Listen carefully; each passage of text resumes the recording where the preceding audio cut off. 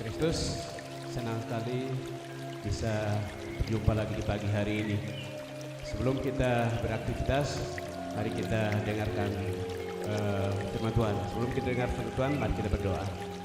Bapa di sorga, kami mengucap syukur untuk perlindungan-Mu di sepanjang malam istirahat kami, dan saat ini kami boleh dapat bangun di pagi hari dengan tubuh yang sehat.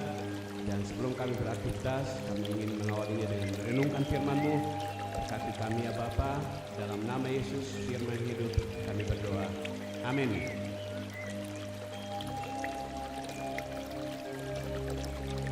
Firman Tuhan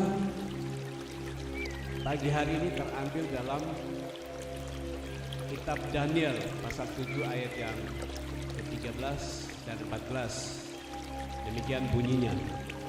Aku terus melihat dalam penglihatan malam itu, tampak datang dengan awan-awan dari langit seorang seperti anak manusia.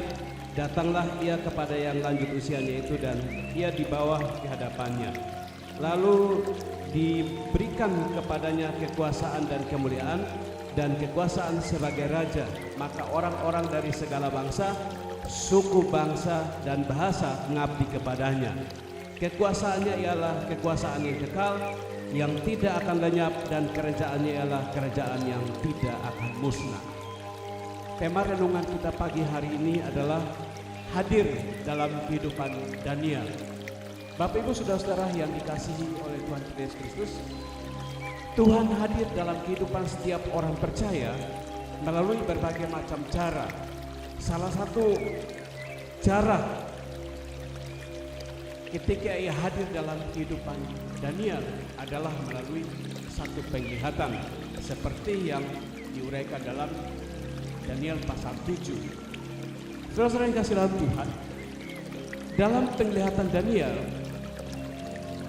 dinyatakan bahwa anak manusia adalah pribadi yang datang dari langit, dari sorga, dan bukan seorang manusia yang datang dari dunia. Daniel pasal 7 ayat 13-14. Allah memberikan kepadanya kekuasaan dan kemuliaan sebagai raja, dan kerajaannya itu tidak akan musnah. Kerajaan ini adalah kerajaan sorga yang tidak terikat pada tempat dan waktu, dan anak manusia itu akan menjadi raja yang kekal. Anak manusia yang dinubuatkan dalam kitab Daniel itu adalah Yesus. Ia memegang kuasa atas kerajaan abadi, dan pada akhir zaman ia akan menggunakan kuasanya untuk menentukan siapa yang layak masuk dalam kerajaannya.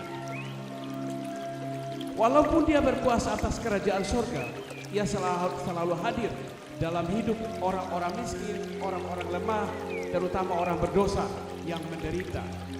Saudara-saudara yang dikasihi oleh Tuhan, pada akhir zaman anak manusia akan datang dalam kemuliaannya dengan diiringi oleh para malaikatnya, akan bersemayam di atas takhta kemuliaannya. Ayat 34. Pada waktu itu semua bangsa akan dikumpulkan di hadapan anak manusia untuk diadili.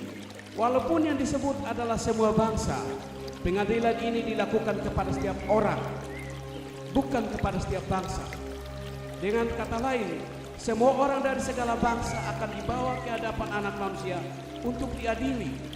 Dalam pengadilan itu, anak manusia akan memisahkan seorang dari yang lain, seperti gembala memisahkan kambing dari domba.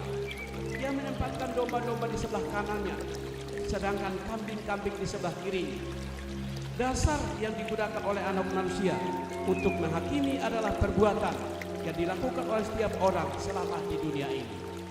Demikianlah renungan kita pagi hari ini. Mari kita berdoa.